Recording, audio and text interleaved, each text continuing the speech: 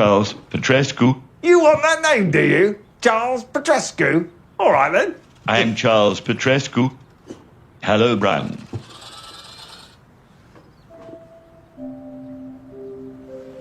Hello, Charles. It's lovely to meet you. Wow. I am your friend.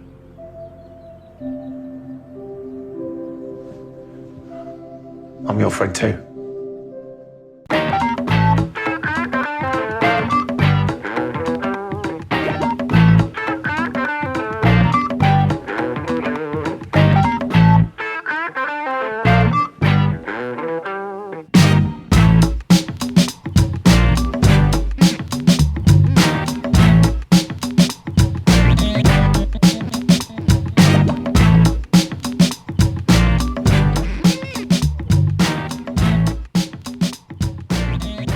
Hello and welcome to episode 237 of the Mark and Me podcast. As always, I'm your host Mark. Now joining me on today's episode is the writer and the actor Chris Hayward. You may know him for the most recent film Brian and Charles. He worked alongside David Earl in writing this. It came out as a short YouTube video and got a lot of buzz, and now there's the full-length feature. And honestly, as we sit here right now, it's one of my films of the year. I absolutely adored it from start to finish. With David Earl, you may recognise him from working with Ricky Gervais, and we always know him as the kind of comedic character. But in this film, he plays the part of Brian, and Brian goes into this deep depression, completely isolated, away from no one. So what does he go and do? Like any other man would, yes, he goes and builds a robot. And this is the introduction of Charles, played by Chris Hayward. And that's the guy that's going to talk all about that on today's episode. Chris is an amazing writer. He's an incredible person, and I'm so proud to have him on the podcast. And that interview will be coming up in just a couple of moments' time. But before we get to that interview, let's use the introduction today to touch base and talk about my last episode. It's only been out a few days, but the response has been brilliant. It featured Christina and Bruno, the brains behind the sci-fi masterpiece Vesper. Yes, this is also one of my films of the year. It's a low-budget film, considering the sci-fi and the effects and everything that's in it, but you wouldn't know. It's an absolute masterpiece of film, and I really urge anyone to go and see it. And if you haven't seen it, please check out that episode and then go and watch it, because honestly, this film needs all the support it gets. It's so well made, and these brains behind it are absolutely incredible. And I truly believe, like I said on the last episode, that Christina and Bruno have got an amazing career ahead, and I can't wait to see where they go. But today, it's all about one of my favourite films of the year. It's so full of heart, it's one of the most beautiful stories out there, and it's just amazing. These films don't often get over the finishing line. They have so much hard work to try and get the funding and to get greenlit, but I'm so glad that Brian and Charles made it, because it really is one of my films of the year. I think the best thing to do right now is to get to the interview with me and Charles himself. Yes, Chris Hayward. So let's just do that. Here's me and Chris talking all things Brian and Charles. So Chris, thanks for joining me today on the Mark and Me podcast. My pleasure. Chris, what I like to do with all my guests on the podcast is get an idea basically from the very early days. So can you remember those first films that maybe you watched as a kid that made you fall in love with film?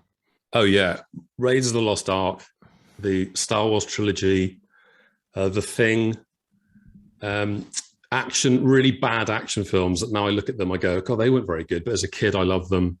There was one called The Eliminators that I really loved. There was one called Space Hunter Adventures in the Forbidden Zone. Wow, I've never heard of some of these, but The Thing is one of my top 3 films of all time. So that's 100%. I love it. It's so good. And I just love those from back then as well. The challenges they had. Yeah, making films. At the time, you didn't appreciate it, but now as an adult, I go, God, how did they do? That must have been hell making those. I don't know how John Carpenter did it in the whole thing. For even though they went over budget, I don't know how they did it in those conditions and still pulled off that absolute masterpiece of horror. It's just incredible. Yeah, the effects are brilliant. I love all the practical effects. Yeah, timeless. I've loved practical stunts. I think it's just so much more impactful. So yeah, I guess pretty mainstream action films for the most part as a kid that I loved. I had pretty base instincts, needs. And when you're watching these films, were you thinking to yourself, that's what I want to do? Or were you just enjoying them as a kid and kind of just loving the fact that film could take you somewhere that other things couldn't do? Or were you actually sitting there kind of thinking, maybe one day I could do this? I definitely wasn't thinking I could do this. When I was a kid, I wanted to be a wrestler more than anything. When I was about 14, Me too. I wanted to be Bret Hitman Hart. Oh, there you go. I was like, I want to be an American wrestler. And I remember telling my family, I'm going to go and fight Hulk Hogan at Madison Square Garden.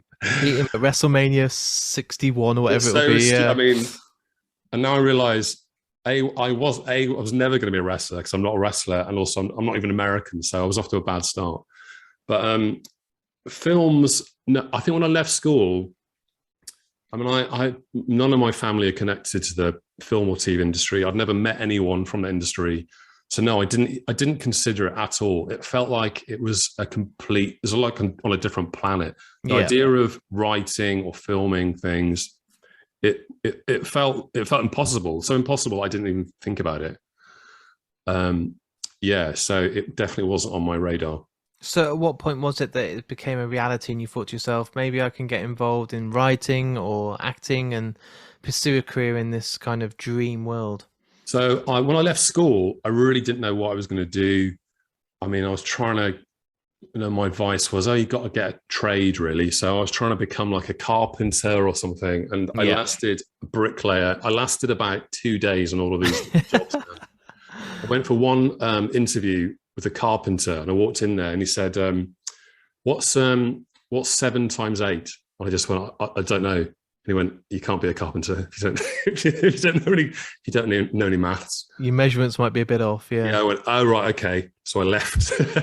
So I had like all these, I just didn't know what I was going to do. And then I kind of lucked out. When I was about 17, there was an advert in our local paper to write for video games magazines. So I lived near a little publishing house that weirdly published these video games magazines. There was one for the Spectrum called Crash. There was one called Zap 64 for the Commodore. Nice. And a Super Nintendo magazine. So I ended up writing, I applied for this job and I ended up getting a job on one of these magazines, which were, when you're 17, like a boy at 17 who just plays games anyway, that was like my dream job. And that was really my first introduction to writing. And my editor at the time was a bit of a sort of maverick punk guy. And he just let me write anything I want. And he said, look, just make it really entertaining. You just got to make this writing really funny and entertaining. So that's what I did. So I set out really trying to make him laugh. And if I heard him laughing about something, it made me feel good, but also I knew I was sort of doing my job. Yeah. So I think that was an introduction to writing, and that gave me confidence as a youngster, because I was really quite shy and I didn't have any sort of belief in any creative side or anything. So I think that gave me the confidence in writing, and I ended up kind of seeking out, I think, in a way, how to get better at it. And then at the same time, I started to develop a real interest in stand-up comedy, a real fascination with it. When I was around 19 or so, I was like, God, I don't understand how one person can stand on a stage and entertain a load of people, like potentially hundreds of people. The idea of it scared me so much, but I was also fascinated by it. And I really loved watching stand-up comedy. So I developed a real passion to have a go at that. I just became like, I've just got to see it. Even if it's terrible, I've got to experience what that is like. Yeah. So that led me, I ended up moving to London. I didn't have any work for a while. I was kind of working as a waiter at one point, and but I ended up having a go at stand-up, and weirdly, by fluke, my first gig went quite well, because the second and third didn't, but the first one went quite well, and I just thought, oh right, maybe this is quite easy. But that led me bit by bit over years and years to get more involved in the comedy sort of world. So initially I was trying to make it as a stand-up. In my early 20s, That was what I was aiming for. But I soon realized I just didn't have what it takes. You need like a bulletproof confidence over time anyway. And you need to regularly do it. And I realized I'm not actually regularly doing this. I'm doing it now and again. Like it's so scary, and it feels like you have to do it. Well, you have to do it over and over regularly to be able to get good at it. And I just didn't have that. I didn't have that commitment to it. So then I started making sort of videos, fun like comedy videos. Me and my friend Nat Saunders, we made a little thing called Worm Hotel. That was our brand. And when the YouTube was taking off, we would stick things on YouTube with these stupid videos we made. And we were also trying to write. We ended up getting a few things on TV with Smack the Pony and Big Train. Oh, Big Train. I love that show. Yeah. So we started off trying to write scripts. We'd send these scripts off. And back then, you just sent scripts in the post with a self-addressed envelope to see if you'd hear anything back. And often you wouldn't. But then, a couple of times we got called in for a meeting with, I don't know, the BBC producer or whatever. And that led to us getting a couple of gigs on these sketch shows. Anyway, this is over years, really. Yeah. It took a long time, but it was uploading things to YouTube that eventually got me and Nat a meeting at Rough Cut with a producer called John Petrie, who's now head of the BBC comedy department. But John really liked a couple of our videos, and we ended up getting a commission with the BBC Online, this thing called Misery Bear, which is a puppet bear, a bit like Ted, but before Ted was around. He was like a sort of drunk, depressed teddy bear. And we made a series of these little shorts for the BBC. So we kept getting these little kind of gigs, and then sometimes we get a script commission, and we were always aiming to try and write a sitcom. But it just didn't happen. And we kept writing these shows and kept pitching. And after a while, we just thought, oh, it's just so hard. Like we just get rejected so much. And it got to a point where, I think about 3 times in my career doing this, I've just thought, I can't do it. I can't make a living, number one. It's just too difficult. And so I'd pack it in, but I always felt I was always drawn back to it. I'd always get an idea and I'd think, oh yeah, that'd be good if I could try and make that somehow. It's like a curse. Or the thing with the industry is you get kind of dangled these carrots of, oh yeah, that's a good idea. Come in and have a meeting about it. So you're going for a meeting, and then you kind of, there are all these what look like doors of opportunity are often just sometimes false doors. So, but you get kind of, it's a lot of carrots being dangled and ideas that you want to pursue and everything. So where am I going with this story? Oh yeah, I think I've been trying for years and years, and through this period I'd met David as well, David Earl. I met David about 11 or 12 years ago. He was struggling doing stand-up as Brian Gittins. I was doing bits of stand-up with Nat. We did this thing called Worm Hotel. We did that live, and we show videos. And I met David through a gig, actually. And then me and him actually lived quite close to each other. So we started to hang out, have a laugh and talk about ideas. And then I would sometimes tag along to his shows, his comedy gigs, because he was so hilarious. I loved Brian Gittins so much that I sort of was just determined to try and work with him, I think. And then when he did a live, very lo-fi internet radio show as Brian Gittins, and people would call in. And one of the people who called in was our friend, who's also a producer, Rupert Magendie, who went on to become the producer of our film. Anyway, he would call in and he would talk to Brian, but instead of talking, he was too scared to talk. So he used this voice software to type in what he wanted to say. Oh, wow. And it would read it out in various weird voices. And it was so funny. And one of the voices he used was the voice that ultimately became Charles. So, and their conversations were just really stilted. It was really funny. Like David would ask a question, and then there'd be a long pause while you could just hear like, Rupert tapping the response. And then it would read it out in these weird voices. So I really loved it. And then we talked about doing it as a live show, because I had an idea how I could dress as Charles we could be on stage and Rupert could be sat at the back of the stage on the laptop typing, and then we could project that through the speakers at the front of the stage. So the idea being, hopefully people will think that Charles is talking. Amazing. And because Rupert could do it live, he could just type it live, it meant we could not instantly, after 10 seconds, we could respond to a member of the audience or any hecklers or anything like that. So it gave it a good, first of all, people couldn't quite work out how we were doing it. And it was just quite a lot of fun to do. We'd record songs. As we started doing more gigs, Charles would sing, because we could pre-record dialogue with him and he would do dancing things. And we were kind of working up a live show. I wish we never did do it at Edinburgh, but we did have a show. I think we did it a couple of nights at the Soho Theatre in London, but we never ended up doing the Edinburgh, and I kind of regret doing that. But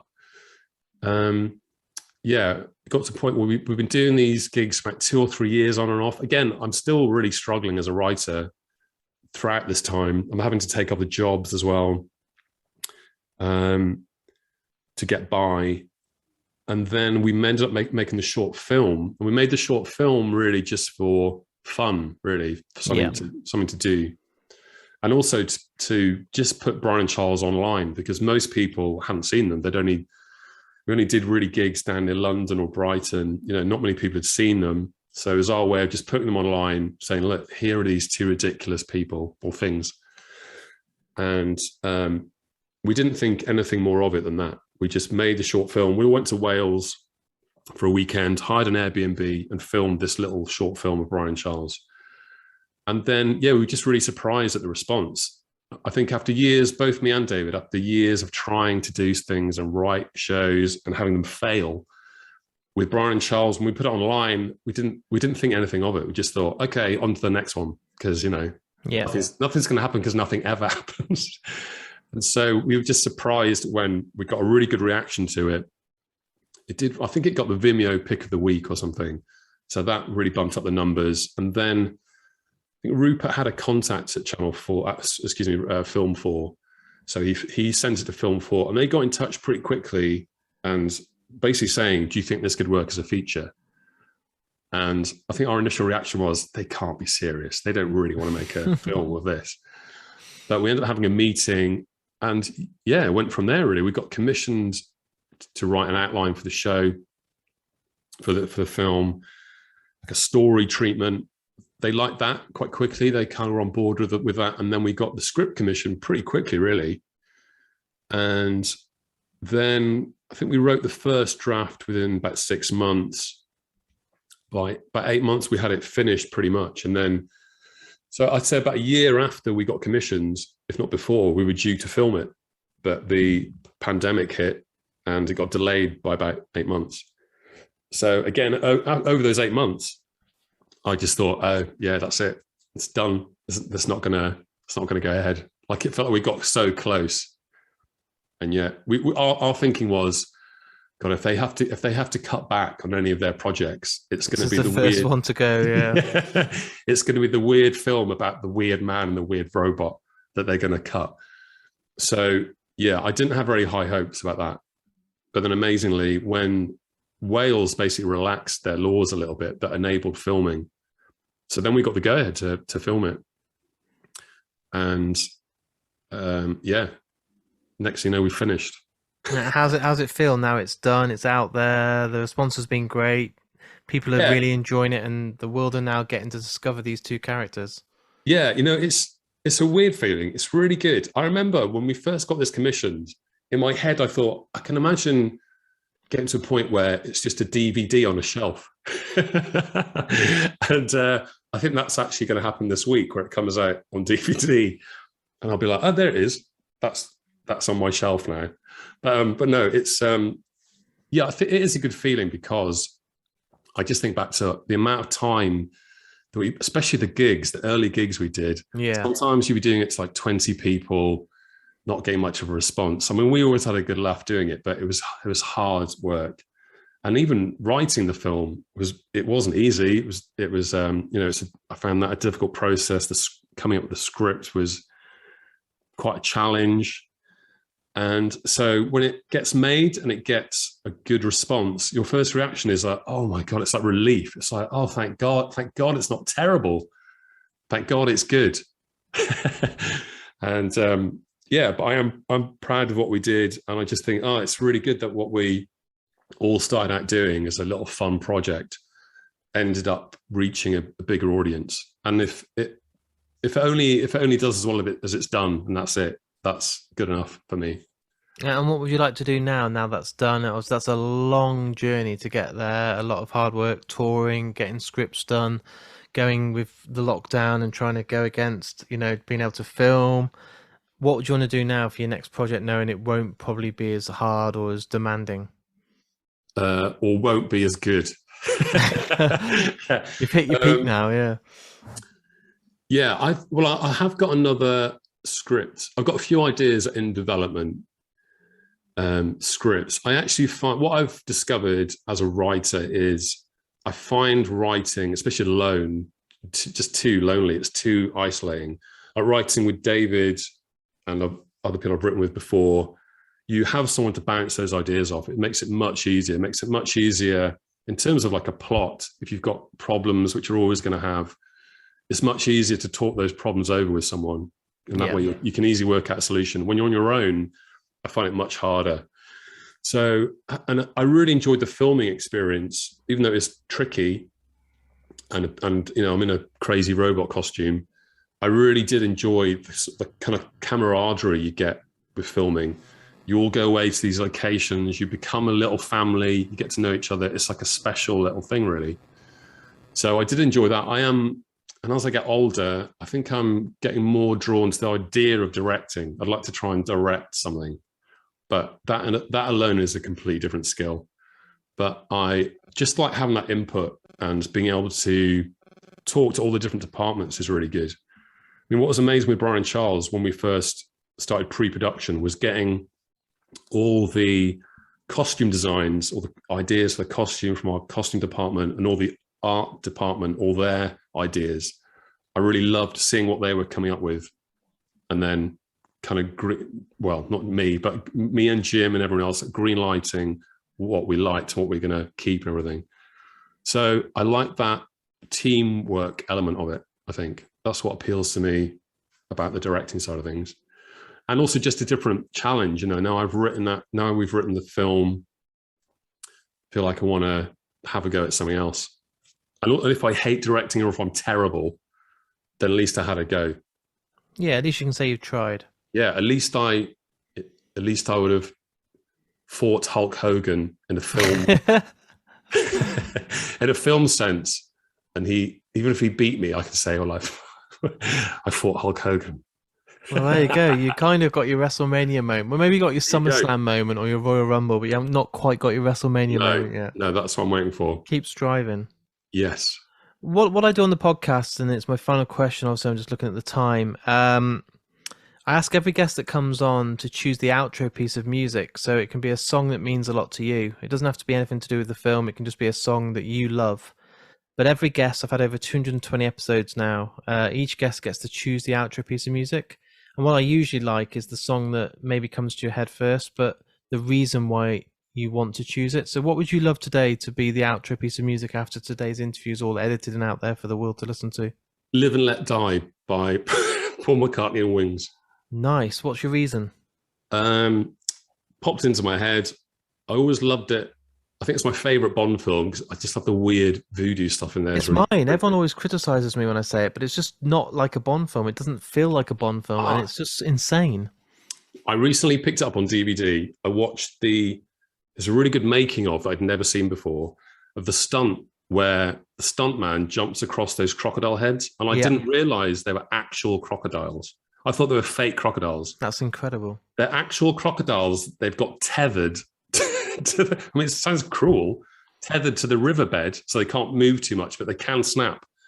And there's all these shots, there's a sequence of shots of this stuntman where the crocodile gets hold of him, they get hold of his ankle just as he comes across. It's brilliant. So because I like crocodiles and I like voodoo, I'll go for Live and Let Die. It's a great choice, one that I've not had anyone pick over 220 episodes, but it's a hell of a tune. Yes. What a chorus as well. It's made for live and fireworks, and The best. it's so good. If you're in a bad mood, if you're feeling a bit like low in the morning, just stick Live and Let Die on. You'll be fine. Let that be the music that wakes you up on your phone when your alarm goes off. Yeah. Du-du-du-du-du-du-du. That's it. Nothing's going to stop you. That's it. That's how you get to WrestleMania and fight Hogan. Tell me about it. You know what? There's still a chance. There's always a chance. Amazing. Chris, thanks so much for coming on. It's a pleasure to have you on. And I love the film. I saw it a couple of weeks ago, and both of you are just fantastic. And it's just a sweet story. And the costume design and the acting and the fact that two of you are carrying the film for most of it is it's just beautiful. Me and my wife watched it, and we both loved it. So more of that, please, would be very good. Oh, great. Thank you very much. So there it is. There's my interview with me and Chris Hayward. Yes, I think this film truly is one of my favourites. I mentioned it on the start of today's intro, but as we sit here, it's one of my films of the year. It really is just one of those films like Little Miss Sunshine that you can't help but smile at. It's a beautifully made film and doesn't have a huge budget, but all the acting performances are unbelievable. The story is perfect and it's just a lovely film. So if you've listened to today's episode and then you go and rent it on something like iTunes or Amazon, or even go and buy the DVD and Blu-ray, let me know, because that for me is the ultimate compliment. If I can put out an episode and there's a book mentioned or an album or a film, and then you guys go and check it out, that really means I'm doing a good job, and I really appreciate reading all the feedback. So if you go and check this film out, please let me know. All the links to Facebook, Twitter and Instagram are on markandme.com. And as you know, I don't charge for this podcast. It's going to be free and always will be free as long as I do it.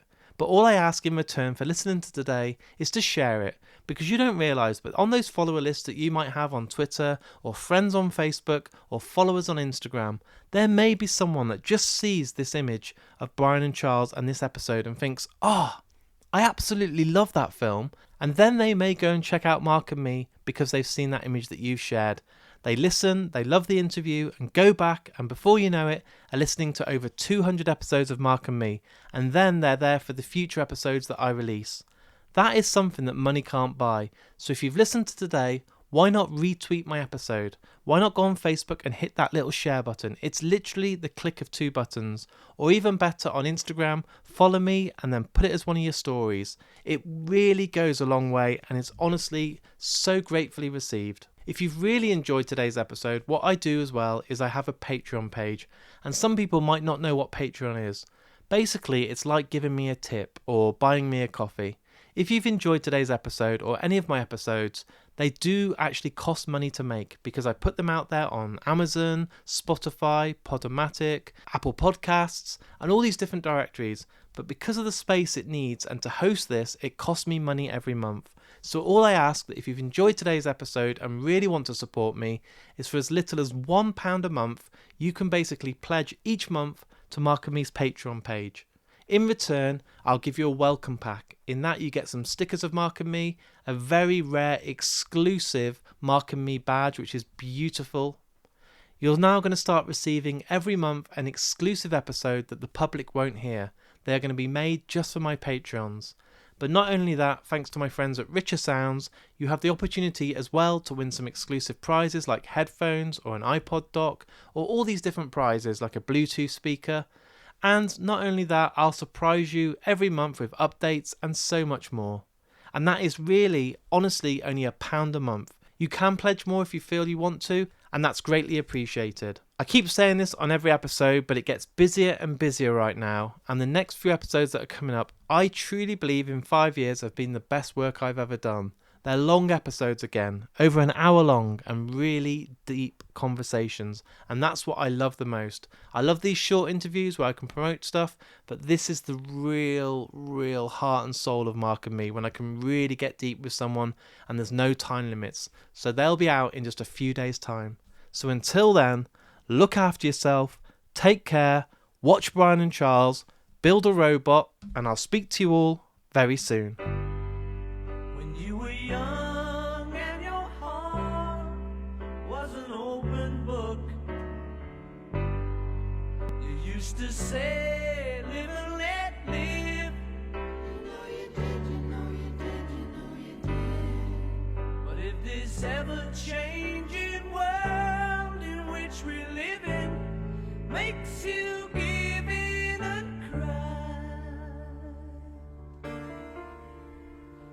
Live and let die.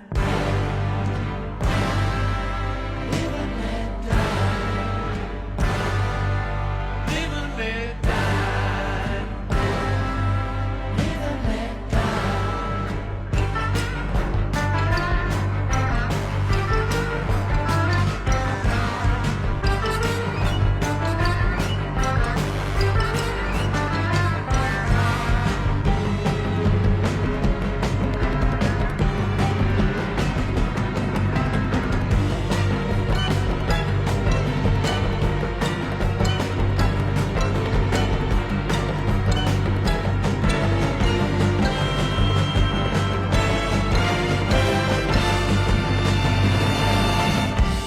What does it matter to you?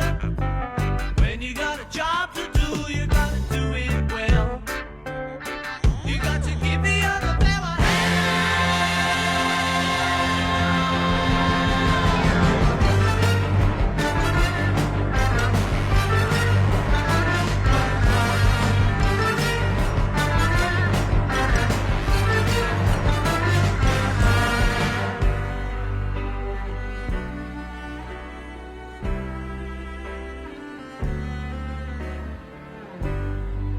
You used to say, live and let live.